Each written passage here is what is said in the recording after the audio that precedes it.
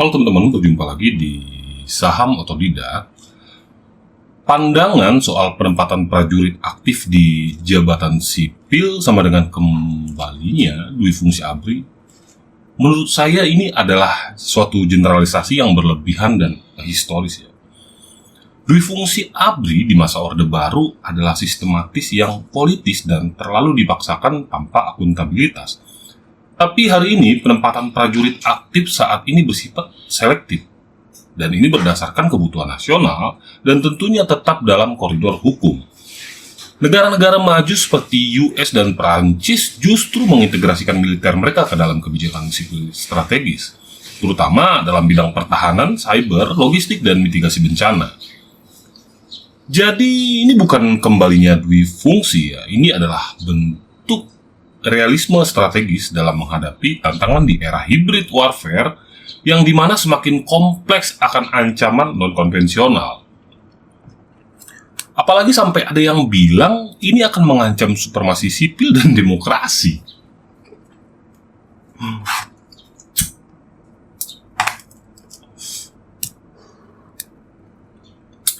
Siapa bilang supremasi sipil itu suatu keabsolutan?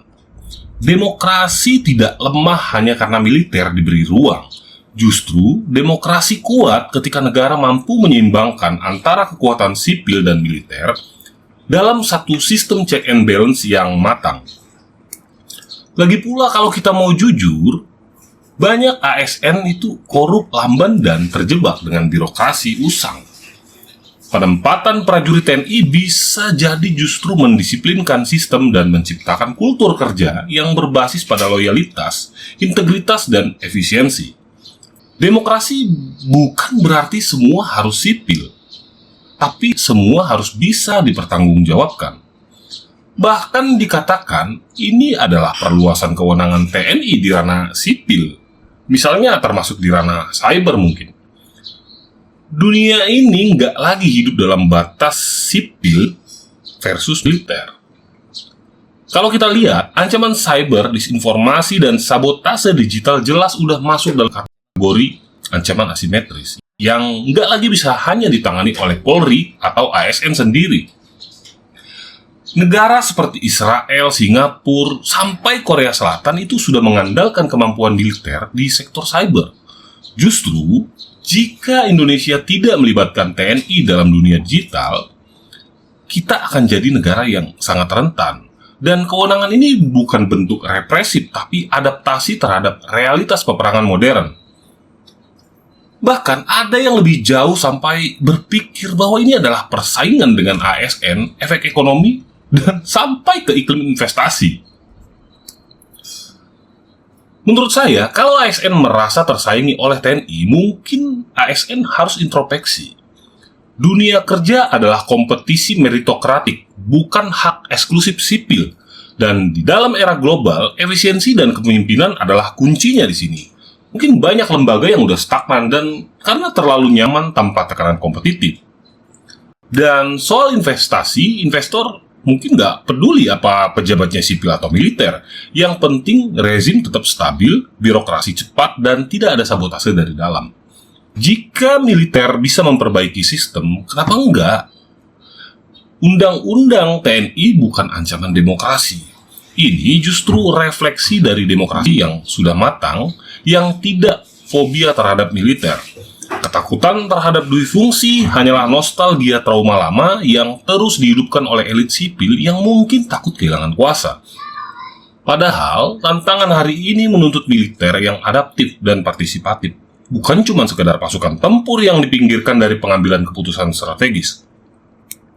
Dan kalau kalian bilang ini dui fungsi yang berkamuflase,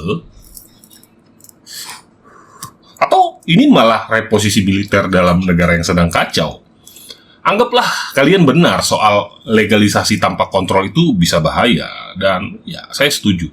Tapi di realitanya Indonesia saat ini, masalah utama justru bukan militer yang terlalu kuat, tapi sipil yang terlalu lemah terhadap kontrol sipil, bukan karena militernya ganas, tapi karena DPR dan lembaga pengawasannya tidak berfungsi.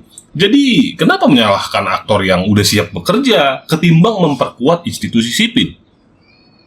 Dan soal membandingkan dengan wasit FIFA dan dengan tukang parkir, mohon maaf dia, izin nih saya ngomong. Lebih baik parkiran kita ditata tukang parkir yang jelas-jelas tegas daripada dibiarkan macet total karena wasit FIFA-nya lagi sibuk ngecek VAR. Dan kalau kalian anggap prajurit aktif di posisi sipil sebagai hilangnya check and balance, tapi apakah kamu juga mengkritik fenomena politisi yang nyambi jadi komisaris BUMN? Atau tokoh sipil yang jadi ketua ormas terus masuk istana tanpa jalur resmi? Demokrasi Indonesia udah lama kabur garisnya. Militer masuk ke jabatan sipil justru membuka peluang untuk menetralkan dominasi elit oligarki sipil yang korup.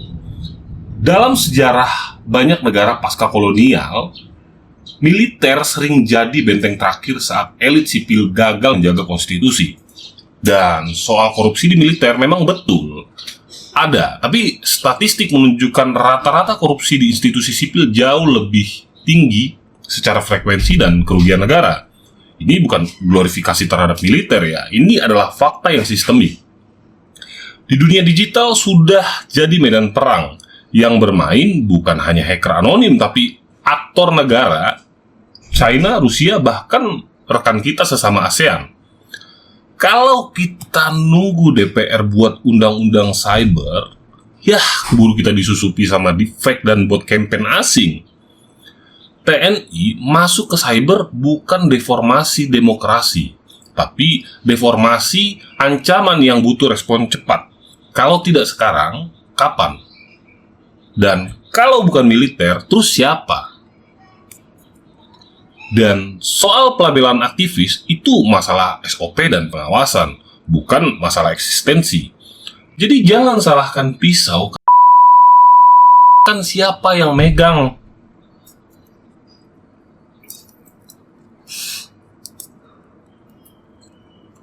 Bahkan ada yang berpendapat bahwa militer bukan meritokrasi. Tapi pertanyaan saya, apakah ASN itu meritokrasi? ASN direkrut lewat sistem komputerisasi, iya, tapi promosi jabatannya masih penuh dengan intrik, senioritas, nepotisme. Justru militer dengan segala ketegasannya punya jalur karir yang lebih jelas, struktur hierarki yang fungsional dan disiplin yang konkret. Apakah sistem itu udah sempurna? Ya, belum memang. Tapi di tengah krisis birokrasi, menambah unsur militer bukan pengganti ASN, tapi menjadi booster vaksin terhadap penyakit yang udah sistemik.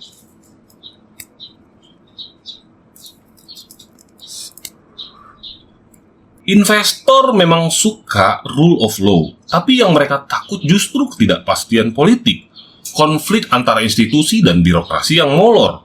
Jika TNI bisa menciptakan efisiensi dan respon cepat, justru ini menarik bagi investor yang berpikir jangka pendek menengah. Revisi Undang-Undang TNI bukan bentuk regresi, teman-teman, melainkan redefinisi peran militer dalam negara hibrid, di mana batas sipil dan militer sudah tidak lagi linear. Dan ini bukan nostalgia kekuasaan, tapi penyesuaian struktural terhadap ancaman asimetris dan kelumpuhan birokrasi sipil. Trauma masa lalu memang harus diingat, tapi jangan dijadikan ini alasan untuk menolak solusi masa depan. Karena kalau kalian terus-terusan menolak peran militer hanya karena takut masa lalu, kalian sedang menyandra masa depan pada bayang-bayang hantu yang belum tentu muncul kembali.